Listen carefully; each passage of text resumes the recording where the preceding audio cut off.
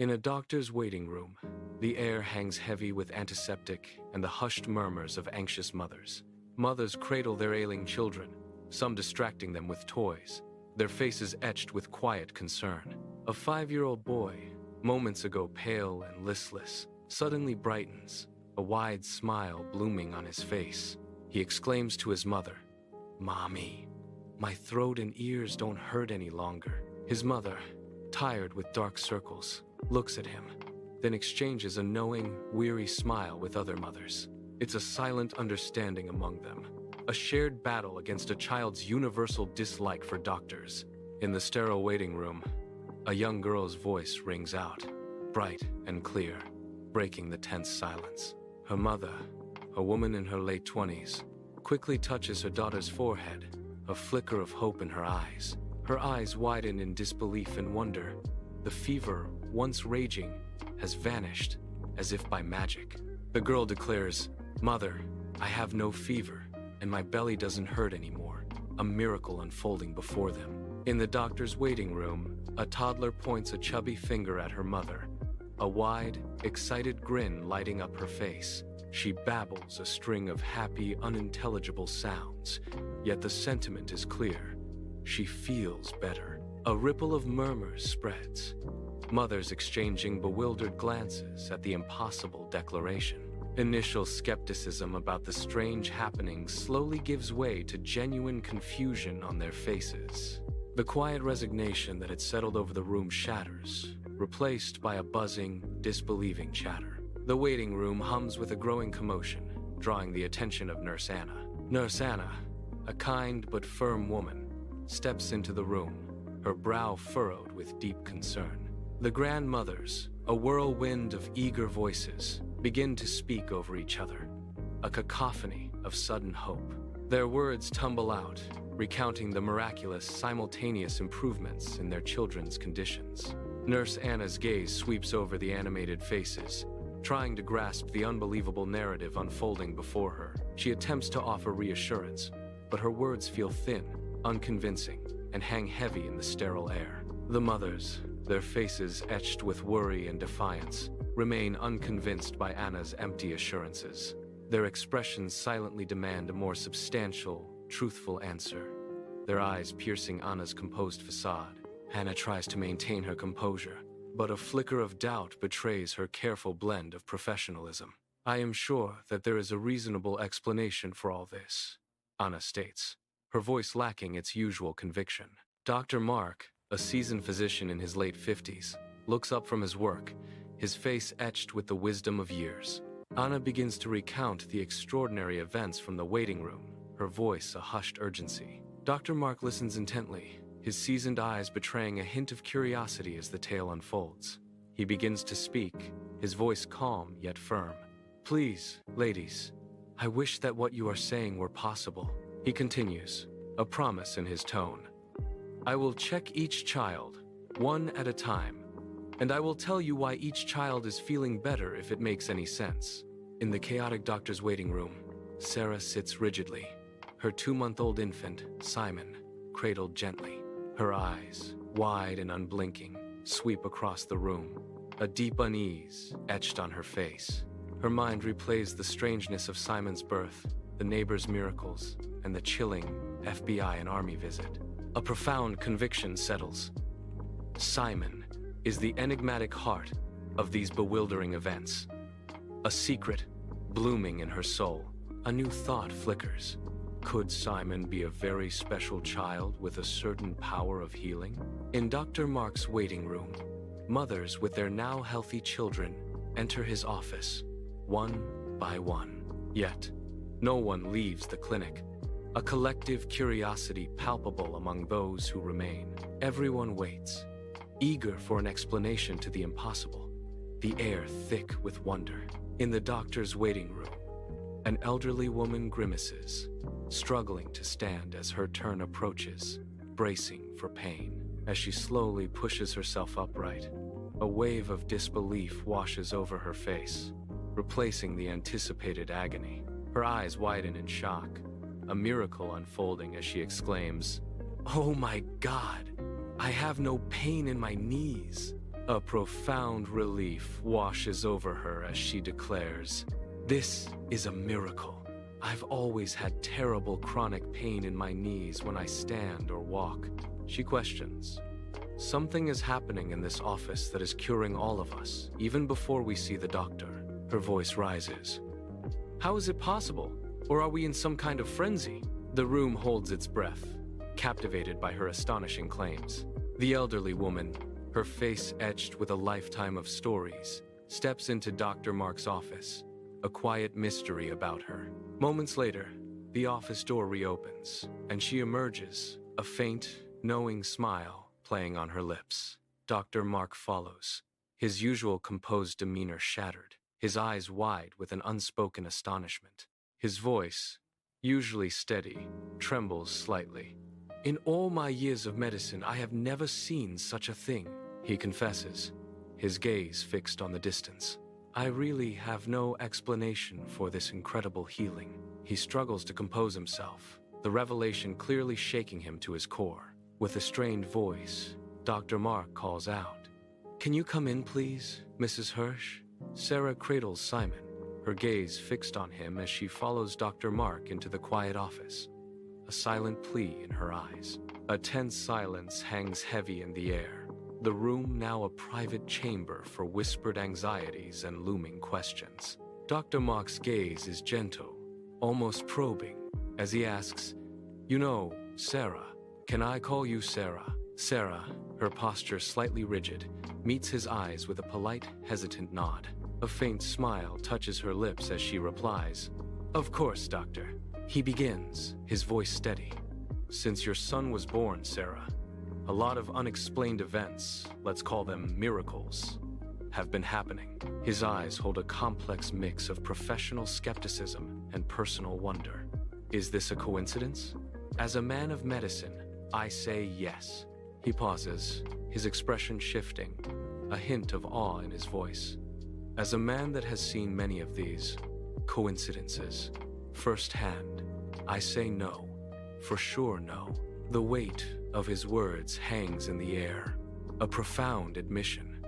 It is impossible to find a logical explanation for all this. Her eyes, however, are locked onto the doctor, an unwavering gaze of fierce, protective intensity. A tremor of barely contained fury ripples through her as she confronts the doctor with a searing question. "What are you trying to say, doctor?" she demands, her voice a low, dangerous whisper. "That my son has something to do with it?" Her words hang heavy, laced with a chilling challenge. He speaks with a steady voice. "I am not saying that at all." His gaze intensifies. "I am not in a position to pinpoint how, whom, or what is causing this." A deep conviction settles in his eyes. "But I am sure of one thing at least," he recalls. "I have seen great miracles, and the first one was when your son was born." With profound certainty, he declares, "All the following miracles have happened around you, and that is what directs me to believe that your son is directly or indirectly the center of all these incredible happenings." In the sterile doctor's office, Sarah's short, almost mocking laugh rings out, a harsh sound in the quiet space. A flicker of recognition crosses her face, a silent acknowledgement of her own unspoken thoughts. The air crackles with unspoken tension as she processes the doctor's implied words. She leans forward, her voice laced with incredulity. "This is crazy." Sarah challenges, "Are you insinuating that my son is some kind of prophet, or that Gadi has sent him to cure the sick?" In the sterile doctor's office, Dr. Mark listens, his thoughtful gaze fixed on the information before him. Dr. Mark nods slowly, a silent acknowledgement of the perplexing data. He admits, "It sounds crazy to me too, but from analyzing the results of all that is happening," Dr. Mark concludes, "I think that it is a very close analysis," his gaze unwavering. In the doctor's office, Sarah straightens her back, a formidable resolve radiating from her posture. Her gaze unwavering, she begins, "Doctor, as you know, I respect and trust you quite a bit as a man of medicine." Her voice firm, she continues, But you have to keep those thoughts to yourself, at least what concerns my son. A slight tremor in her voice, she adds, I understand that my son's medical secrets must be kept under doctor-patient confidentiality. Her words hang in the air, a silent challenge to the doctor's professional ethics. Sarah's face is a mask of determination, her eyes reflecting a mother's fierce protection. If you want to discuss your theories with anyone, please do, she says, her words cutting through the air. But please don't even suggest my sons, she continues, her voice laced with a mother's unyielding love. I have suffered enough, she declares, a raw vulnerability exposed in her hardened gaze. And now I am just enjoying my son and my other children, she concludes, a defiant peace settling over her. He assures, I am fully aware of my responsibility as your son's doctor to maintain medical confidentiality. His voice deepens. What I am trying to say is that if you allowed me to run some tests on your son and in the doctor's office, Sarah, her voice polite but firm, cuts off the doctor with an unwavering gaze. Her resolve is clear as she states, I am sorry to sound impolite and cut you off, but I do not want to continue on the subject. My resolve is clear. I do not want to turn my son into some kind of weird fair attraction or religious symbol of any type.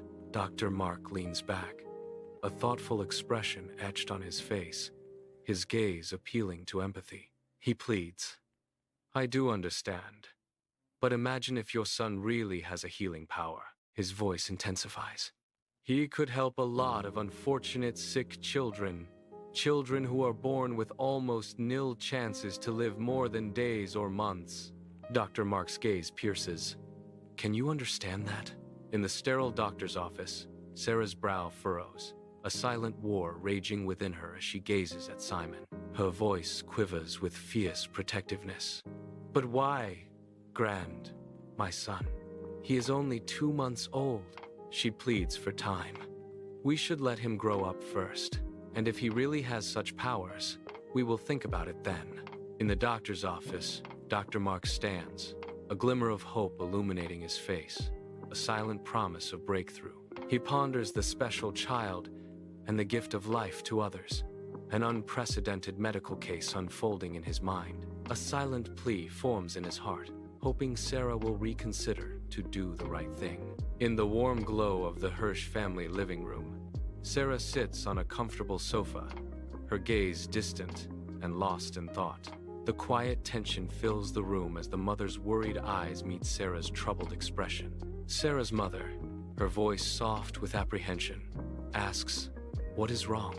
You look worried. The mother's concern deepens as she probes. What did the doctor say? Sarah's father and Sarah's mother sit, their gazes fixed on Sarah, their concern palpable. Opposite them, David's father and David's mother mirror their anxious expressions, all eyes on Sarah. So, at the doctor's office today, it was a lot.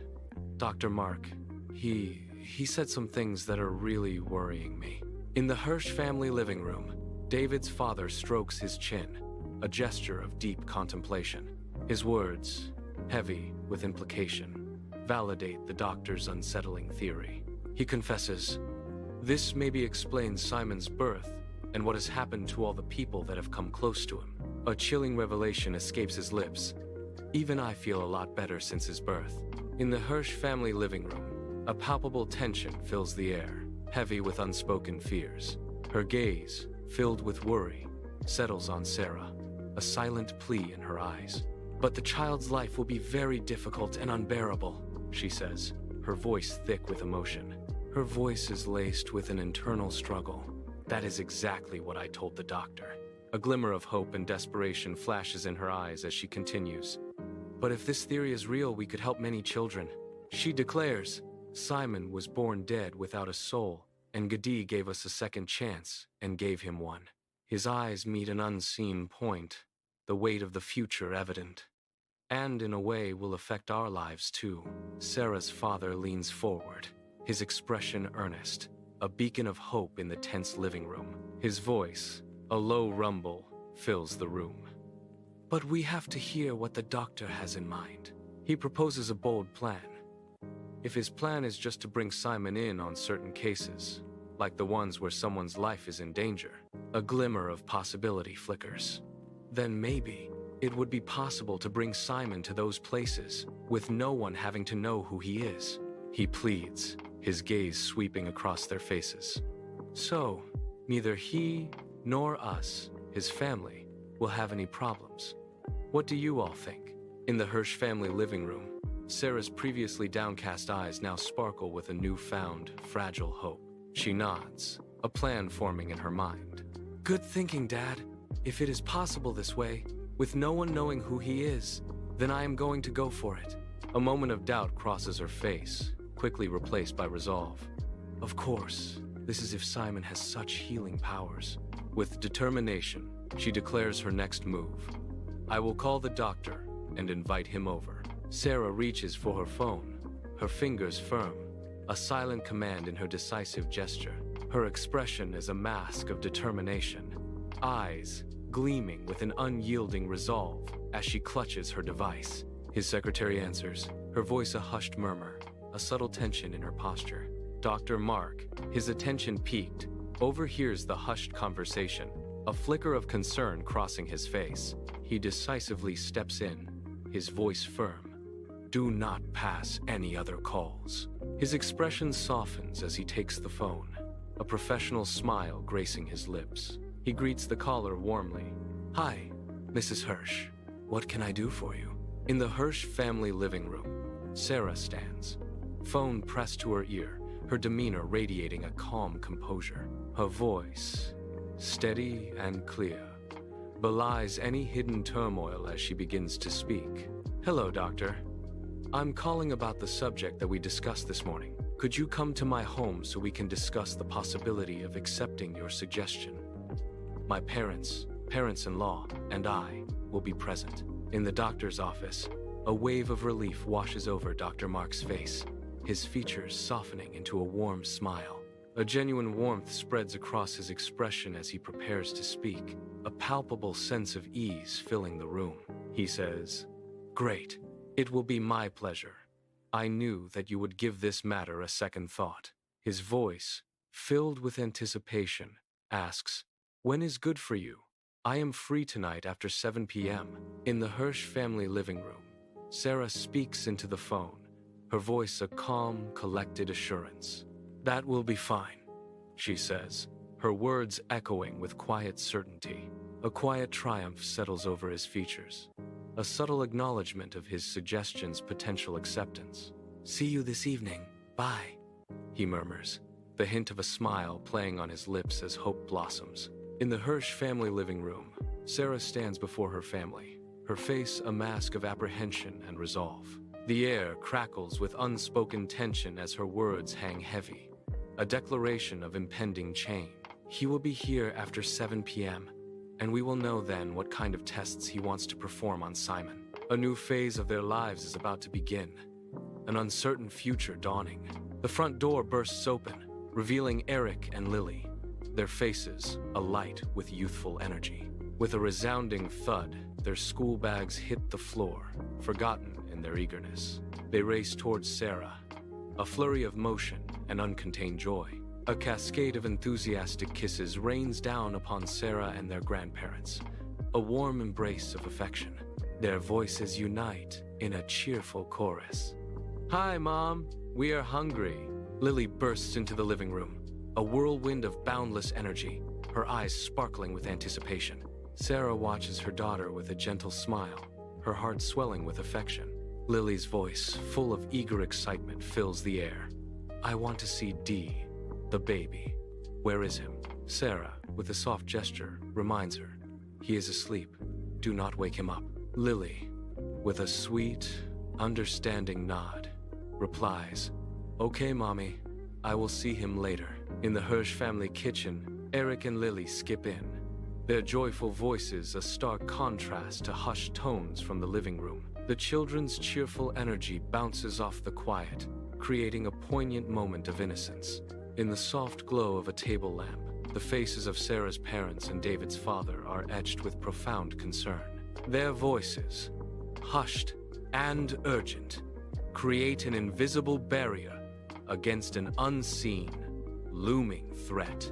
Leaning in close, they meticulously forge a plan, their collective will focused on shielding Simon.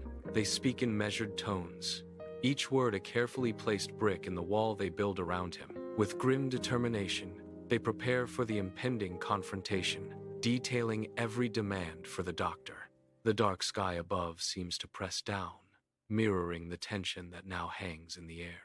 A sense of foreboding descends upon the house as the precise ring signals an unseen arrival. The Hirsch family front door opens to reveal Eric, swift and agile, his movements fluid and quick. David's father follows closely behind, his presence a steady anchor in the dim light. Dr. Mark stands on the doorstep, a professional briefcase clutched firmly in his hand. The polished surface of his briefcase reflects the faint porch light, a silent beacon of his arrival. The threshold marks the meeting of two worlds, anticipation hanging heavy in the night air. At the Hirsch family front door, David's father extends a welcoming hand, his expression warm and inviting.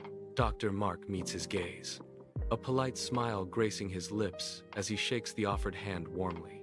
David's father greets him. "Hello, doctor. I am David's father." His voice filled with a gentle welcome. Dr. Mark responds with a courteous nod. "How are you, sir?" His tone respectful and calm. Sarah steps forward, a welcoming smile gracing her face, ready to greet their guest. Her eyes sparkle with warmth as she extends an inviting hand, a gesture of genuine hospitality. The soft glow of the entryway casts a gentle light upon her, accentuating her friendly demeanor. She gestures towards the threshold, a silent invitation to step into their home. Her voice, clear and kind, echoes, "Hi, doctor. Welcome to our home. Come in, please." In the Hirsch family hallway, footsteps softly echo on the polished wood, a quiet procession heading for the living room. Sarah turns to Eric and Lily, her expression serious yet softened by a kind gaze. The children, sensing the unspoken gravity, exchange a reluctant, knowing nod. Sarah's voice is a firm whisper. "Please go to your rooms, do your homework, and do not make noise that will wake Simon," she concludes, a plea hidden within the command. In the Hirsch family living room, an expectant silence hangs heavy, charged with unspoken anxieties. Sarah's parents and David's mother rise in a synchronized motion, their eyes fixed on the doorway. Dr. Mark enters, a calm presence in the room, his arrival a focal point for their collective hope and dread. Handshakes are exchanged, stiff and formal, a fragile shield against the raw emotions beneath. The air crackles with unspoken questions, the weight of their world resting on Dr. Mark's impending words. The adults settle around the coffee table, a hush falling over the Hirsch family living room. Dr. Mark turns to Sarah, a knowing glint in his eyes, a silent challenge in his gaze. "Well, I was half surprised by your call," Dr. Mark begins, his voice soft but firm. "I knew that you couldn't shut your eyes to other people's suffering," he continues, a subtle smile playing on his lips. He leans forward, an expectant look on his face. "Please, do tell me what you have in mind." Her posture is a silent declaration of readiness, a quiet storm brewing beneath her calm exterior. She begins, her voice clear and measured. "Well, we all discussed and gave serious thought to your idea of helping other children using Simon."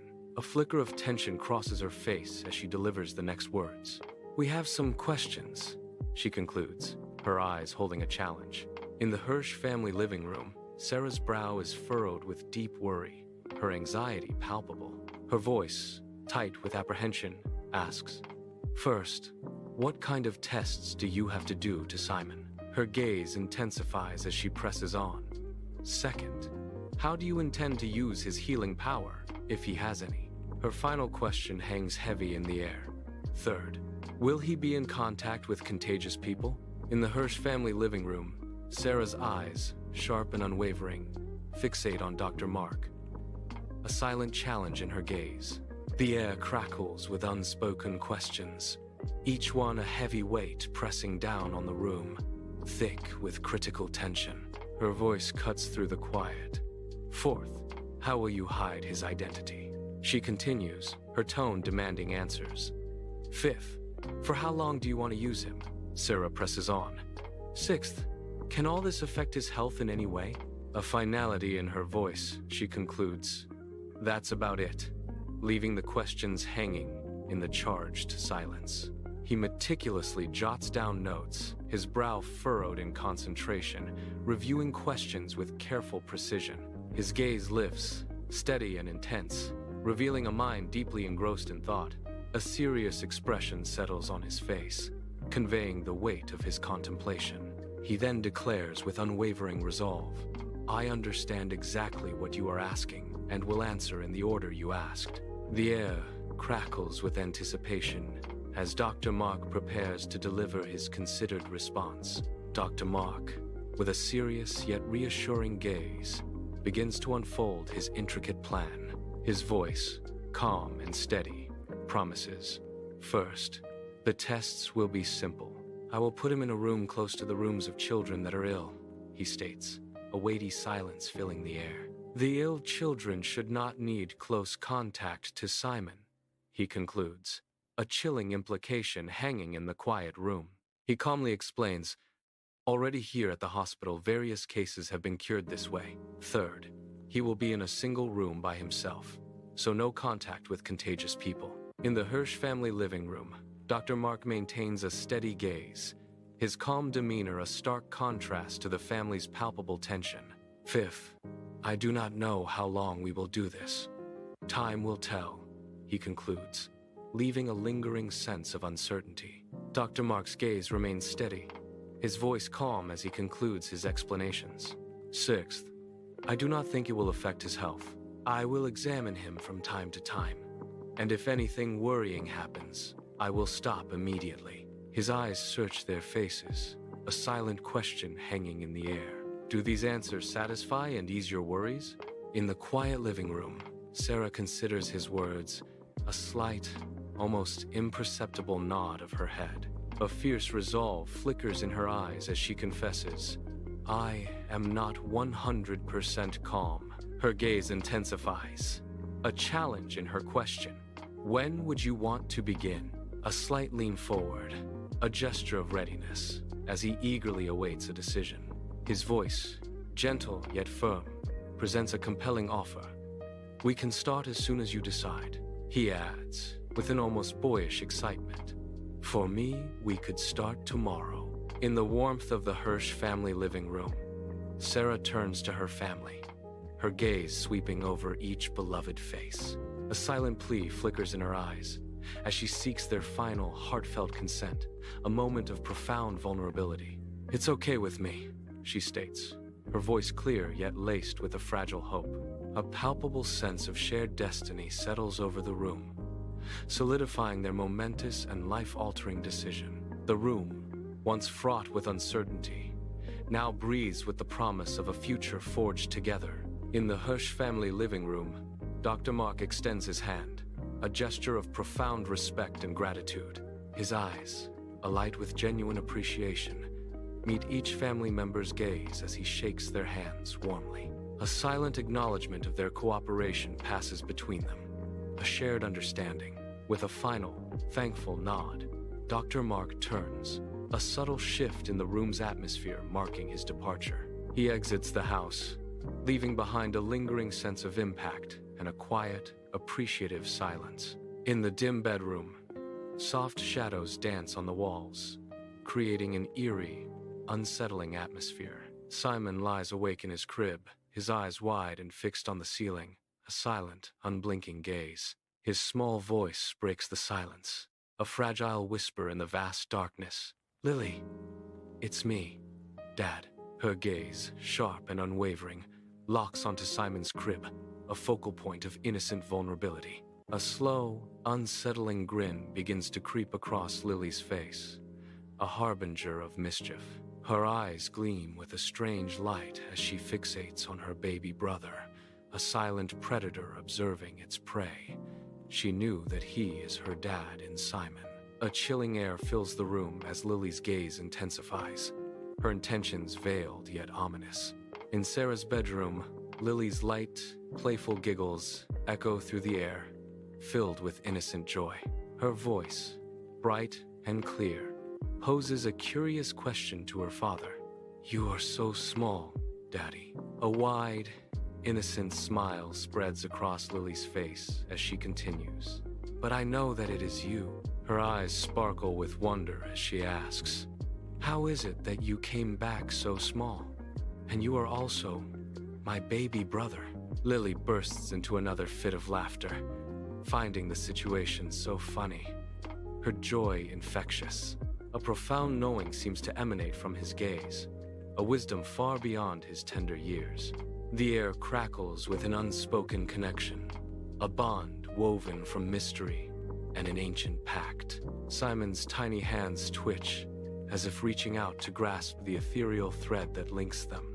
In the quiet room, a powerful, inexplicable intimacy hangs heavy, a testament to their unique connection. In the soft glow of Sarah's bedroom, an extraordinary bond unfolds between two siblings. The moment is imbued with a quiet tenderness, revealing the unique dynamic of their connection. A soft, warm glow from a nightlight paints long, dancing shadows across Sarah's bedroom, creating a dreamlike ambiance.